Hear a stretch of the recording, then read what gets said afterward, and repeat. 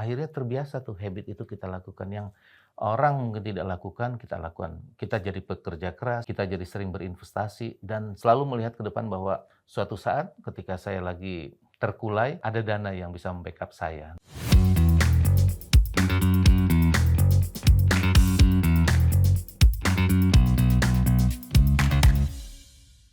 Halo teman HR, kembali lagi bersama saya Haryaji Tramlan di HR Room. Jika kamu tidak menemukan cara untuk menghasilkan uang pada saat kamu tidur, kamu akan bekerja sampai mati. Demikian kata Warren Buffett. Dan ya, di video kali ini kita akan bahas mengenai passive income. Siapa sih yang nggak kenal dengan passive income? Bahkan dengar-dengar sudah banyak juga sih anak muda yang memiliki passive income ya. Tapi sebenarnya apa itu passive income? Seberapa penting untungnya kita memiliki passive income? Daripada bingung harus mulai dari mana, lebih baik teman HR simak video berikut ini karena saya akan bahas lebih dalam lagi dan lebih banyak lagi tentang passive income. Sebelum kita lanjut, teman HR bisa untuk like, comment, share, dan juga subscribe YouTube channel ini. Saat ini memiliki passive income adalah suatu dambaan semua orang, terutama kaum muda pastinya ya. Karena dengan passive income, tidur pun jadi tetap enak, tetap nyaman, dan bisa tetap mendapatkan income. Tapi supaya tidak salah langkah, teman HR harus bisa dan tentu menyimak penjelasan berikut. Nah, ini kita tahu ya di saat ini semua kalau kita bekerja di kantor ada yang namanya potongan ya, potongan BPJS Kesehatan, potongan BPJS Ketenagakerjaan, mungkin ada lagi potongan asuransi dan sejenisnya ada lagi, dan sekarang muncul lagi loh ya yang namanya tapera ya, ini kan lagi viral juga, lagi ramai. Nah ini bagaimana ya, emang sih kecil ya kita dipotong ya persentasinya. Nah ini tentu kalau kita bisa lihat ini kontribusinya juga tentu ke kita lagi. Bagaimana untuk menghitung itu semua? Karena bukan apa-apa pendapatan yang 100% tadi, kita harus potong-potong yang tadi ya. Untuk BPJS Kesehatan berapa, untuk BPJS Ketenagakerjaan berapa, sampai nanti ada tapera berapa, dan mungkin kita ngambil rumah berapa, ngambil motor berapa. Tapi kalau bagi yang enggak dan ada kelebihan dana itu harus bagaimana? Nah tentu dana-dana itu harus disisihkan yang nanti akan mendapat kita arahkan menjadi passive income. Bicara tentang passive income ini saya pikir menjadi satu hal penting. Kenapa saat ini kita tahu ya besar sekali pengeluaran yang mungkin kita lakukan dibanding dengan pendapatan, benar atau benar. Kemudian banyak kalangan juga saat ini mungkin sudah terkena PHK.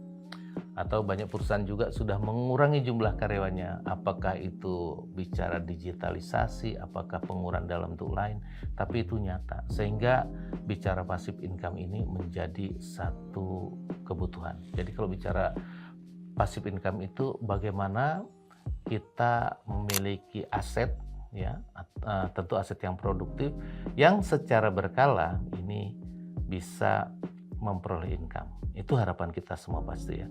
Apakah misalnya dalam bentuk rumah dikontrakan, disewakan, itu akan mendatangkan setiap bulan atau setiap tahun, atau kita memiliki deposito yang juga secara berkala kita ambil keuntungannya ya. Walaupun mungkin kalau deposito bicaranya pasti agak berat ya, karena dengan inflasi aja lebih mahal inflasi.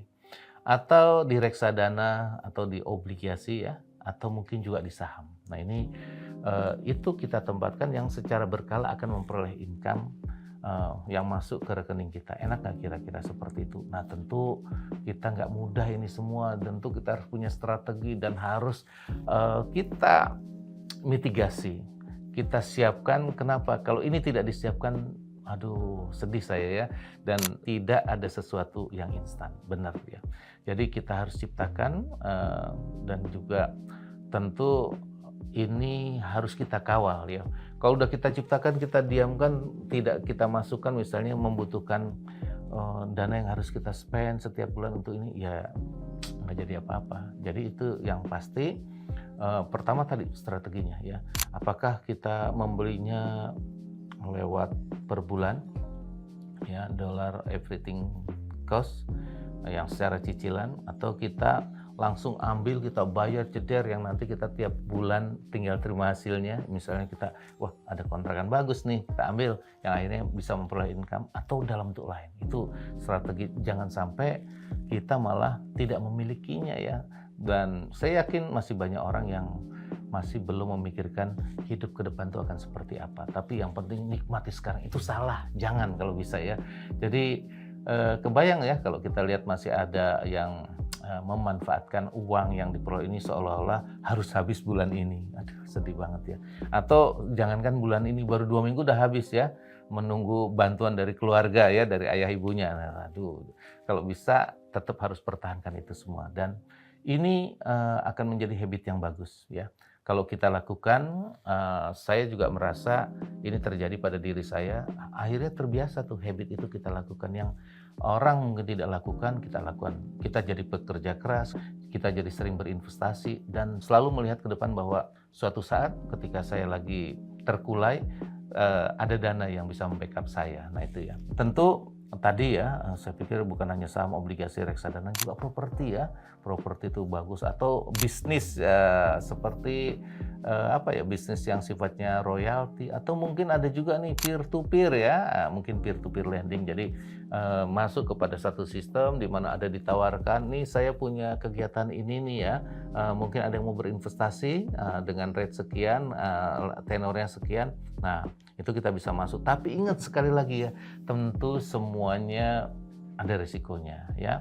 Bicara deposito, resikonya dengan inflasi. Bicara saham, selain naik ada turun. Demikian juga bicara misalnya rumah ya, properti yang kita sewa. Itu begitu sewa ya, kadang-kadang saya juga pernah punya kayak gitu, biaya pada saat mereka keluar saya harus rehab kadang-kadang lebih ya. Jadi kita harus punya aturan main, perjanjian yang ketat, sehingga kalau ada kerusakan apapun kita tuntut, loh Anda nggak boleh main-main di sini. Nah itu jadi menjaga kita, aset kita tetap bisa produktif tanpa memiliki cost yang lebih besar lagi. Kemudian kalau bicara bagaimana pentingnya untuk passive income, ya tentu saya rasa kita harus melakukan salah satunya diversifikasi. Ini menjadi hal penting ya. Jangan tempatkan telur dalam satu keranjang ya.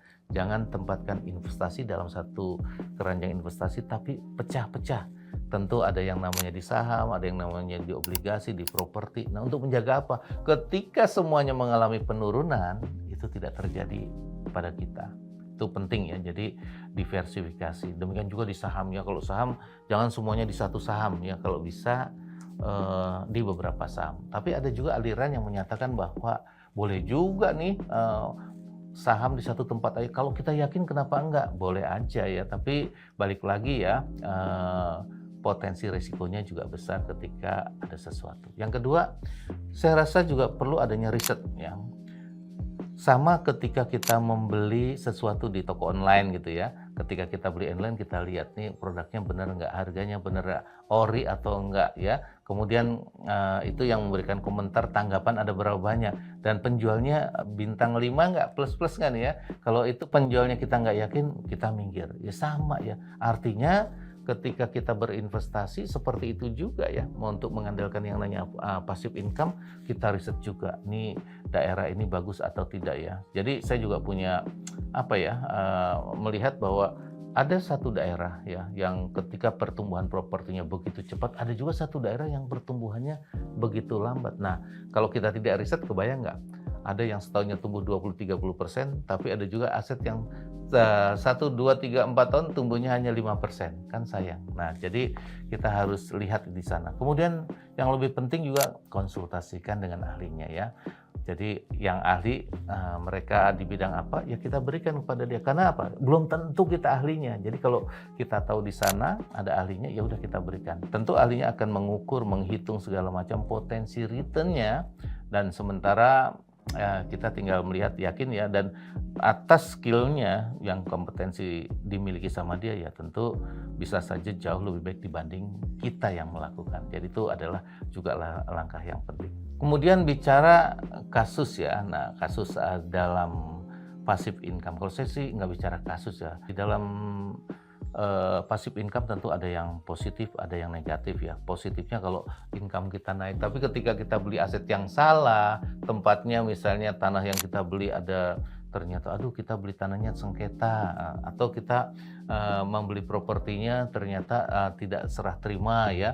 Tentu ada ya yang misalnya beli apartemen untuk disewakan. Nah, saya yakin itu juga berat ya. Nah, untuk apartemen saya rasa bukan menjadi satu hal yang passive income karena kondisi khususnya ya kalau menurut saya untuk di Jakarta saya rasa banyak sekali apartemen dengan sewaan yang mahal yang murah ada, akan tetapi ingat loh ya aspek lain yang di dalam apartemen itu banyak sekali. Jadi kalau apartemen harus dipikirin 2 kali ya, kecuali apartemen untuk kita tinggal ya. Kalau untuk kita tinggal nggak apa-apa, tapi kalau untuk kayak gini masyarakat banyak sekali pilihan investasinya ya, jadi bisa hati-hati. Kemudian kalau di surat utang, nah kalau di surat utang dilihat yieldnya ya, dilihat juga kuponnya, dilihat juga yang namanya kira-kira returnnya berapa sih ya yang diberikan ketika kita membeli obligasi itu. Bisa jadi tawarannya menarik ya, misalnya cukup tinggi tapi ternyata resikonya, maka itu juga sama, perlu diriset juga kira-kira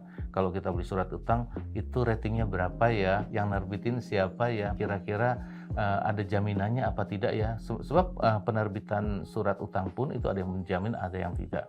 Rating itu menjadi salah satu yang harus kita lihat juga, jadi itu penting. Kalau ratingnya udah triple C, triple B, nah cuma kita tidak atau kurang familiar dengan pemiliknya ya itu kita bisa belajar dari obligasi-obligasi yang mungkin ya kita tahu di datanya wah ini kurang menguntungkan, bahkan masih ada yang merugikan orangnya. Jadi kesimpulannya bagi saya adalah untuk passive income kita bisa satu menempatkan investasi itu, kita lihat apakah ini memberikan nilai tambah yang besar atau tidak. Kedua, kita jangan greedy ya, jangan greedy bahwa mendapat aset yang murah nih saya bisa buat kayak ini, belum tentu. Jadi kita perlu harus riset, kita harus cari orang ahlinya untuk melakukan itu. Kemudian selain greedy ya jangan tempatkan telur dalam satu keranjang ya, seperti yang tadi saya sampaikan. Jadi kita bisa lakukan diversifikasi ke banyak produk dan tahu produk yang kita beli itu kita sudah pelajari dengan matang, jangan sampai ini akan merugikan kita. Kalau teman HR bagaimana nih? Apa sudah ada yang memiliki passive income juga? Atau malah baru ingin mencari sumber passive income yang baru? Silakan cerita di kolom komentar ya. Dan teman HR bisa juga request kira-kira next mau bahas apa lagi nih ya. Terima kasih sudah menonton HR Room, semoga dapat bermanfaat. Jangan lupa untuk like, share, dan juga subscribe YouTube channel ini agar lebih banyak informasi, edukasi, dan juga pengalaman yang akan saya bagikan. Sampai jumpa di video selanjutnya.